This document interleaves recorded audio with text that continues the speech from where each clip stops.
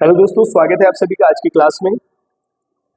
आज इस वीडियो में बात करने वाले हैं वायुदाब की। वायुदाब क्या होता है या वायुमंडलीय दाब क्या होता है। ठीक है, तो देखो, पृथ्वी की सतह पर हवा के भार से लगने वाला बल क्या कहलाता है? वायुदाब कहलाता है, प्रेशर कहलाता है।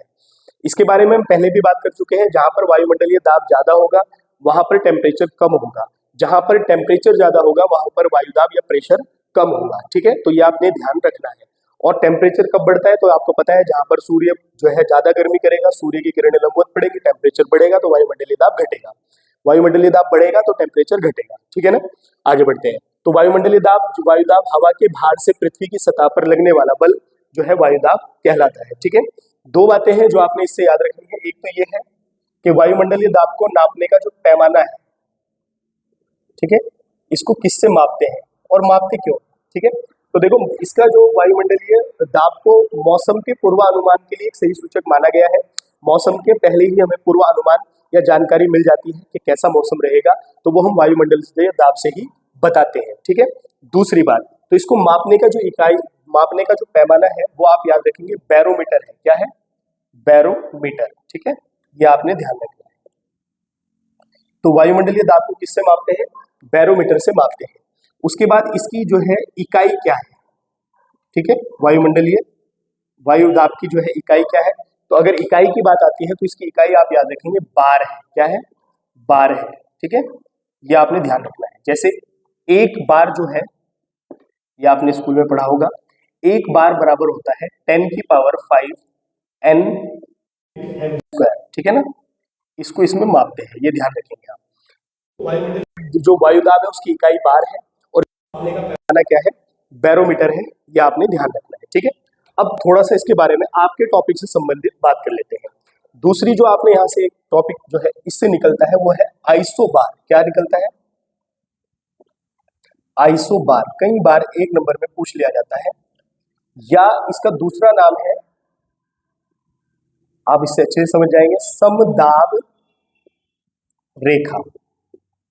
ठीक है, तो देखो, समदाब या आइसोबार रेखा क्या होती है? ठीक है, तो कुछ भी नहीं है, जो समान दाब वाले स्थानों को मिलाती है उसको जो है समदाब रेखा या आइसोबार बोलते हैं। ठीक है, ये आप यहां से ध्यान रखिए। समान दाब वाले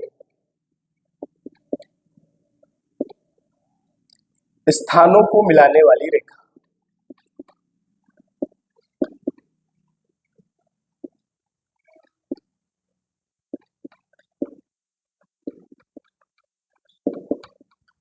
रेखा, ठीक है ना, ये आप ध्यान रखिए। तो जो रेखा समान दाब वाले स्थानों को मिलाती है उस रेखा को समदाब रेखा कहते हैं। ठीक है, तो यहां से आपने ये दिखा, मापने का पैमाना वायुदाब को बैरोमीटर, ये वायुदाब है क्या, इकाई क्या है, और उसके बाद आइसोबार। एक प्रश्न यहां से भी बन सकता है। तो समान दाब वाले स्थानों को मिलाने वाली रेखा, जिन दो स्थानों का वायुदाब समान होगा उनको मिलाने वाली रेखा समदाब रेखा कहलाती है। ठीक है, उसके बाद यहां से अगला टॉपिक आपने जो ध्यान रखना है, इसी से वो ये आता है वायुदाब। यहां से एक नंबर में प्रश्न बन जाता है, कटिबंध क्षेत्र। ठीक है, ये समझेंगे क्या है। तो देखो, अगर हम बात करें पृथ्वी के धरातल पर 4 वायुदाब कटिबंध है। कितने हैं भाई? 4 वायुदाब कटिबंध है पृथ्वी के धरातल पर। सबसे पहले नंबर एक को आप याद रखेंगे और लिखते भी रहें साथ में, विषुवत रेखीय। ठीक है, यानी कि जो आपकी विषुवत रेखा है, विषुवत रेखीय निम्न वायुदाब।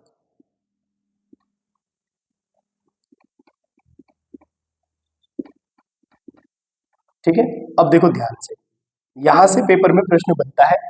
कैसे बनता है, ये क्या है, इसके बारे में हम बात करते हैं। ठीक है, सबसे पहले आपने कहा कि वायुदाब दाब कटिबंध की अगर हम बात करें तो पृथ्वी के धरातल पर 4 प्रकार के वायुदाब कटिबंध पाए जाते हैं। ठीक है, वैसे तो ये 8 प्रकार है, क्योंकि जैसा उत्तरी गोलार्ध में होगा वैसा ही दक्षिणी गोलार्ध में भी होगा, लेकिन आप 4 प्रकार से इसको पढ़ेंगे तो लगा सकते हैं।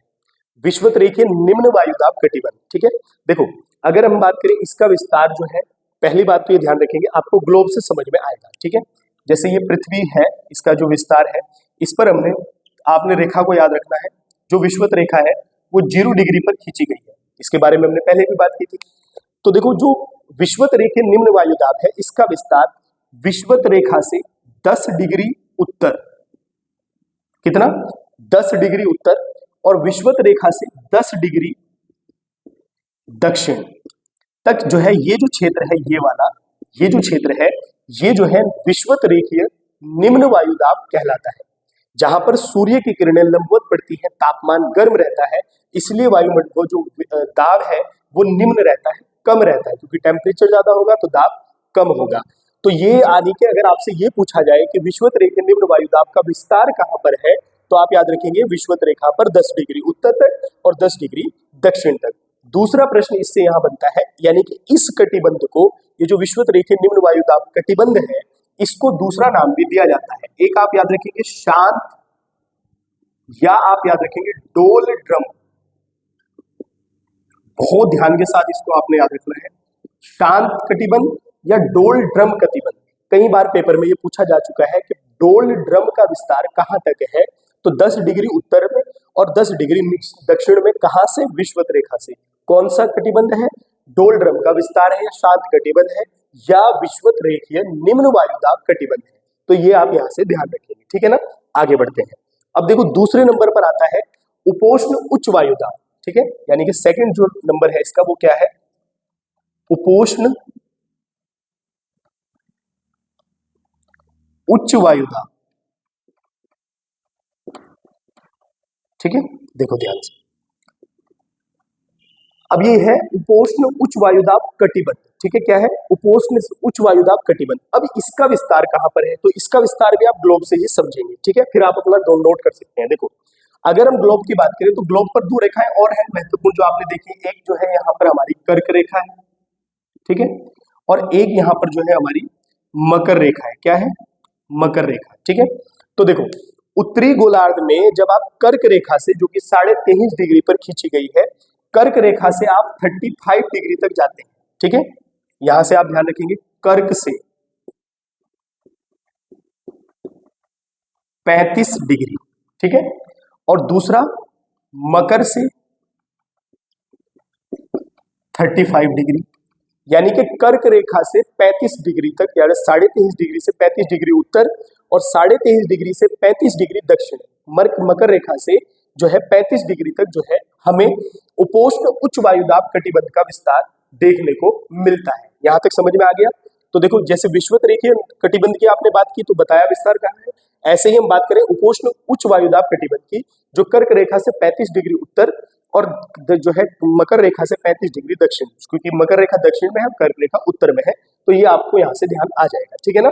तो हमें किसका विस्तार देखने को मिला, यहाँ पर उपोष्ण उच्च वायुदाब कटिबंध का विस्तार देखने को मिला है। तीसरे नंबर पर आप बात करेंगे उपध्रुवीय,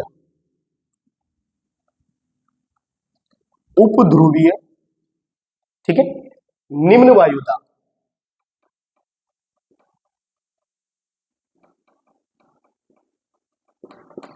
ठीक है, देखो ध्यान से, आपको अगर ये जो है पृथ्वी पर ग्लोब और रेखाएं याद है, उत्तर और दक्षिण का विस्तार पता है, या जो है कितने डिग्री पर कौन सी रेखा है ये पता है, तो आप इसको आराम से लगा सकते हैं, ठीक है। देखो अब हम देखते हैं उपध्रुवीय निम्न वायुदाब। अगर हम इसकी बात करें तो ये आपने ध्यान रखना है, ये जो है 45 डिग्री, कितना 45 डिग्री उत्तर व 45 डिग्री दक्षिण में आर्कटिक और अंटार्कटिका तक इसका विस्तार है।